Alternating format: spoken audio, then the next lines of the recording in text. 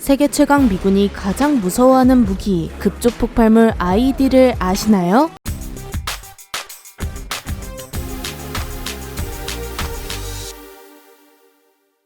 안녕하세요. 지식스토리입니다. 이번에는 지구에서 가장 강력한 미군을 공포에 떨게 하는 무기에 대해 알아보겠습니다. 2001년 미국에서 일어난 초유의 사태로 인해 미국은 화가 머리끝까지 나게 됩니다. 타겟은 중동의 이슬람 극단 무장 세력. 미군은 이들을 토벌하기 위해 중동으로 날아가죠. 미군의 힘은 가히 최강이었는데요. 상대는 미국의 폭격으로 제대로 된 방공망이 하나도 남아있지 않았고 미국은 그대로 막강한 지상군을 투입해 남은 무장단체를 토벌했습니다. 그런데 아프간만 해도 정신이 없던 상황에서 미국은 바로 옆 이라크와도 전쟁을 치르게 됩니다. 물론 이라크 역시 순조롭게 점령하고 아프간과 이라크를 손쉽게 점령한 미국은 이 지역의 치안을 담당하기 시작합니다. 하지만 현지인 속에 숨어있는 무장단체와 어디선가 끊임없이 일어나는 폭발에 현지 민간인을 넘어 미군까지 피해를 보기 시작하는데요. 적들은 무언가를 지뢰처럼 땅에 매설하거나 어딘가에 숨겨놓고 미군 차량이 지나갈 때 폭발시켜버립니다. 그 위력은 가히 상상을 초월했는데 미국의 M1 에이브람스도 이 폭발에 파괴되기 일쑤였습니다. 중동 지역으로 파견된 미군 중 사상자의 절반 이상이 이 폭발로 인해 발생했으며 전사자만 약 3,100명에 부상자 약 33,000명이 나오게 되죠. 그리고 부상자 중 신체 손상으로 더 이상 임무 수행이 어려워진 사람만 1,800명 이상이었습니다. 운전 중에도 터지고 작전 중에도 터지고 자동차, 마차, 물통, 심지어 사람까지 터집니다. 우스갯소리로 머그컵보다 큰 물체가 보이면 전부 의심하라는 말도 생길 정도였죠.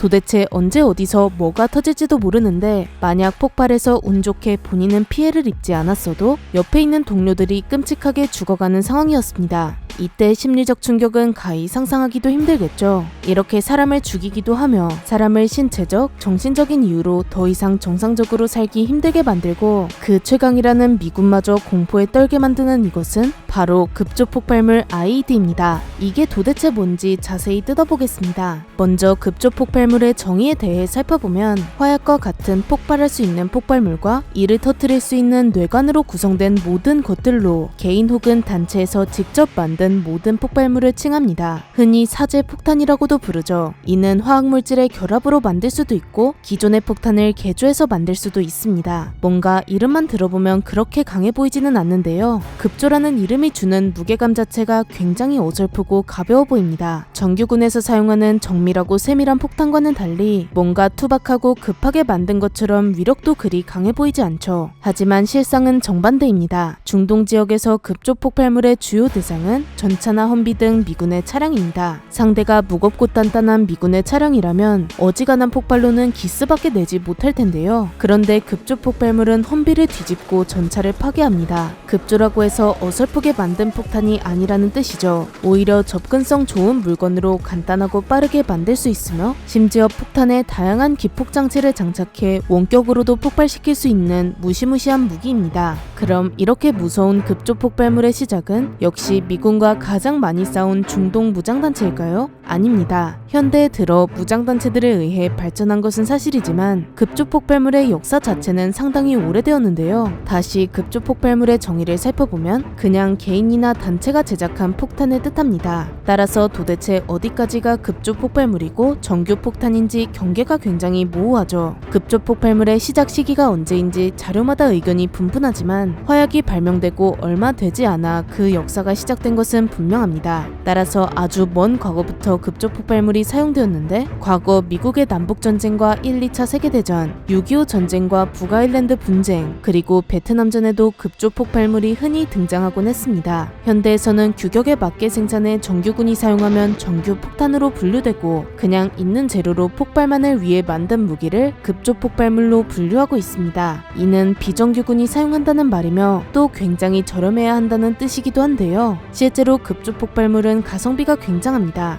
이젠 반군의 상징이 되어버린 소련제 무기 AK-47이나 RPG-7과 같이 엄청난 가성비를 자랑하죠. 이렇게 가성비 좋게 만든 급조 폭발물은 화학물질을 이용해 항공폭탄급의 위력을 내기도 하고 아예 불발된 항공폭탄이나 고폭탄을 개조해서 만들기도 합니다. 미국이 운용하는 대표적인 항공폭탄인 마크 82는 그 위력이 10m 반경을 초토화할 정도인데 미군이 적을 잡기 위해 떨어뜨린 폭탄이 터지지 않아 방치되고 이것이 미군을 공격하러 돌아오는 것이죠. 따라서 단순히 지뢰를 매설하거나 수류탄을 던지는 것과는 비교도 할 수 없을 정도로 강력한 위력을 자랑합니다. 급조 폭발물은 폭발 방법이 굉장히 다양한데요. 그중 가장 많이 사용하는 방식은 원격 제어로 사용자는 보통 핸드폰을 격발 장치로 사용합니다. 도로를 파서 폭발물을 밑에 매설하고 차량이 지나갈 때 터뜨리거나 그 외에 무언가를 둘 수 있는 곳이라면 어디든지 숨겨두고 이용할 수 있습니다. 따라서 시가전을 수행할 땐 플라스틱 물통이나 불타고 있는 자동차까지 의심해야 하고 또 근처에서 휴대폰을 들고 있는 사람, 상체를 모두 가리는 겉옷을 입고 있는 사람도 주의해야 합니다. 급조 폭발물로 만든 자살조끼를 입고 있을 가능성도 염두에 둬야 하죠. 그리고 전사자의 시신에 폭발물을 설치해서 아군의 시신을 수습하는 과정에서 폭발할 수도 있습니다. 이러니 중동에서 작전을 수행하는 미군이 미치지 않을 수가 없겠죠. 이러다 아무것도 못하고 피해만 입다가 철수할 수도 있으니 미군은 2006년 합동 급조폭발물 무력화 기구를 신설해 급조폭발물에 대응하기 시작합니다. 폭발물 해체를 담당하는 EOD를 파견하기도 하고 급조폭발물의 주요 목표였던 차량도 더욱 강력하게 바꾸기 시작하는데요. 기존의 험비는 급조폭발물을 전혀 방어하지 못했습니다. 오히려 폭발로 인해 험비가 뒤집히며 내부 병사가 더 크게 다치는 경우도 생겨버렸죠. 그래서 미국은 엠랩이라는 급조폭발물 방어용 차량을 개발해 배치하고 또 JLTB를 개발해 험비를 대체하고 있습니다. JLTB에 대해 자세한 내용이 궁금하시다면 우측 상단의 링크를 참고해 주시길 바랍니다.